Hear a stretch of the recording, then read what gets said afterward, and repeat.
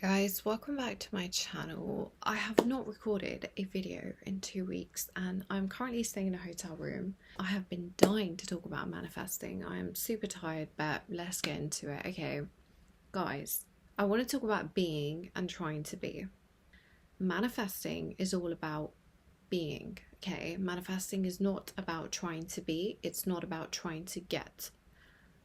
I know that sounds like an oxymoron. Why the hell are you doing techniques then? Okay, this is the question I used to have. Well, if I'm not trying to get something, why am I doing techniques? Why is there even such a thing as manifesting? Because manifesting is a natural process of whatever's inside being reflected outwards. It's in the being of whatever it is that you want, where everything is externalized, okay? So you need to always focus on the being part, because being is an acceptance of what you desire. Being is what manifests your desire.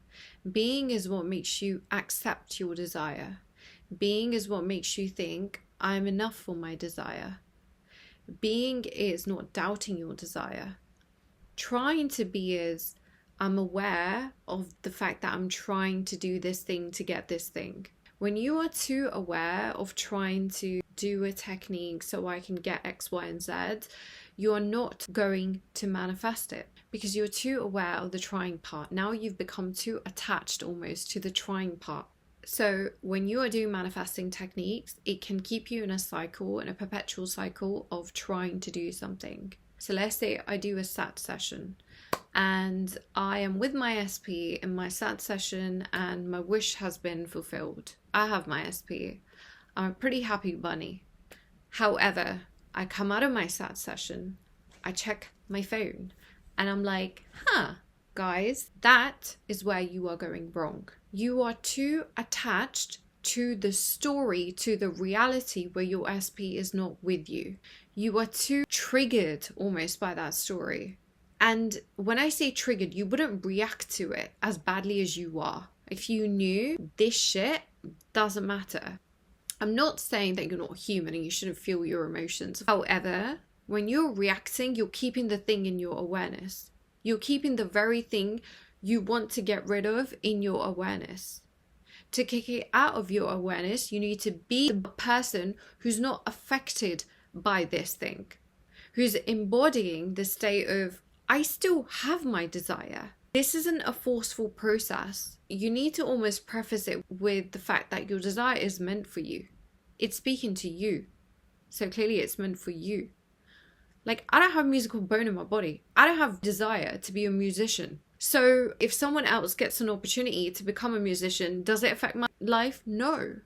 Because it doesn't speak to me. It doesn't speak to my core. It's the things that are already in my awareness I feel a calling to that speak to me because they're meant for me. Also, a technique is not a prerequisite for any manifestation.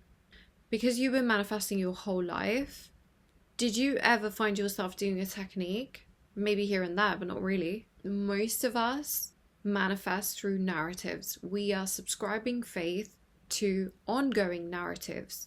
And that's to do with our mental conception of ourselves, how we see ourselves. If I don't see myself as being with my SP, then I am never gonna be with my SP because I've already stopped before I could even try to be with this person. So a technique is just used to invoke all the feelings that are contained in the specific set of assumptions you would have had that desire already come into fruition. You're doing it before you see tangible evidence of it occurring in your reality. When you get into this state, your desire will start to speak to you through places, people, and things. Okay, it's speaking to your core, it's speaking in your own language that you're using to cultivate this desire.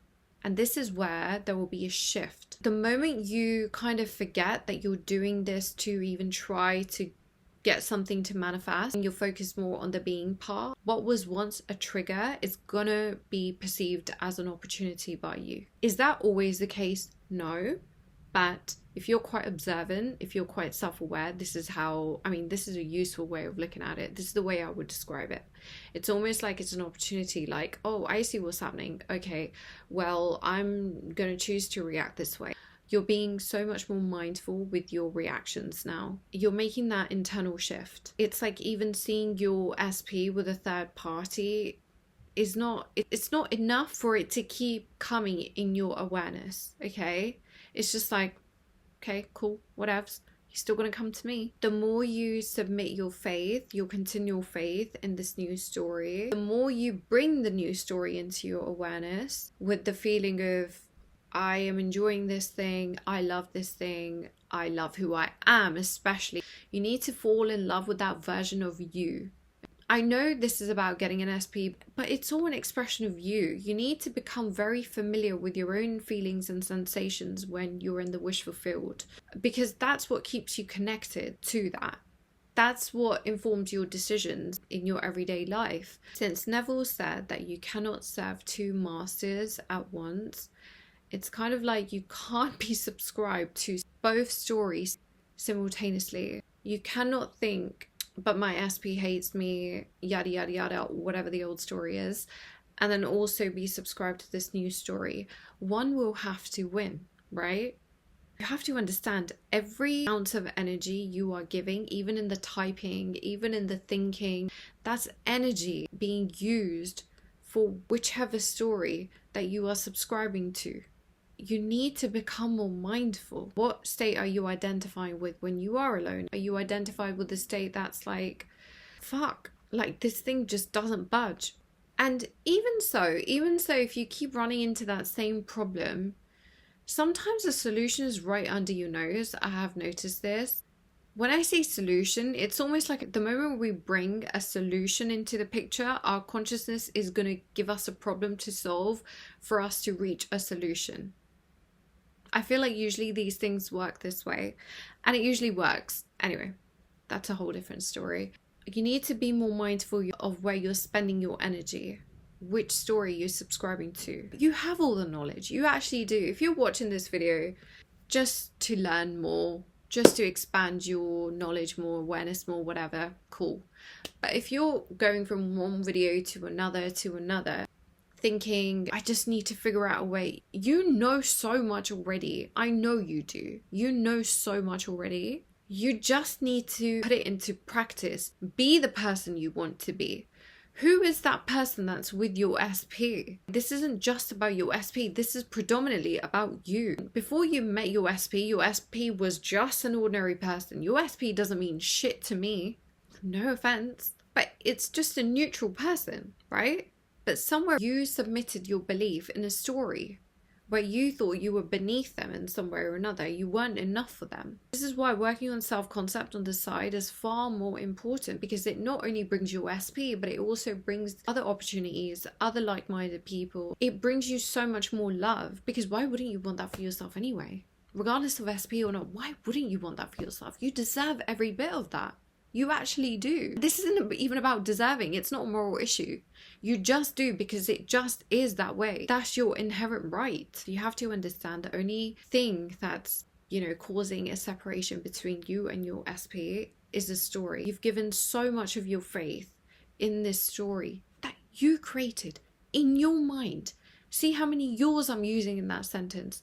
You, yours, yours, yours. So you have all the discretion and power to change it. You keep digging the seed up way too quickly. Sometimes it actually takes about 2-3 weeks for something to happen in your life where you just notice a change.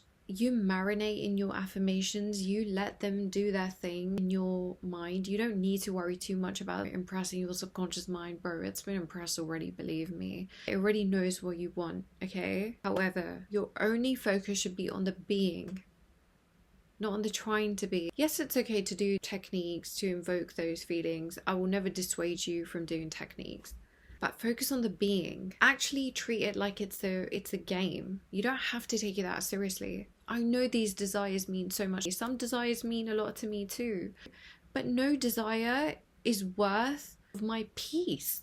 I want to be peaceful most of the time. I want to be happy regardless of my desire.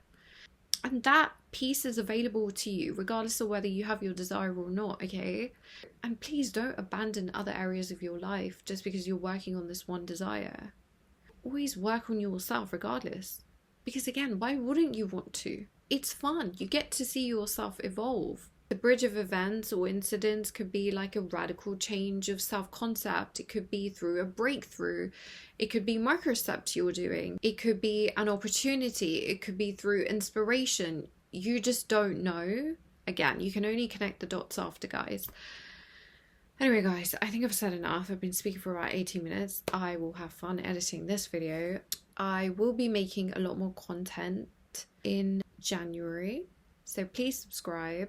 And leave a comment, leave a like. I love reading your lot's comments, man. I hope you guys have a wonderful day.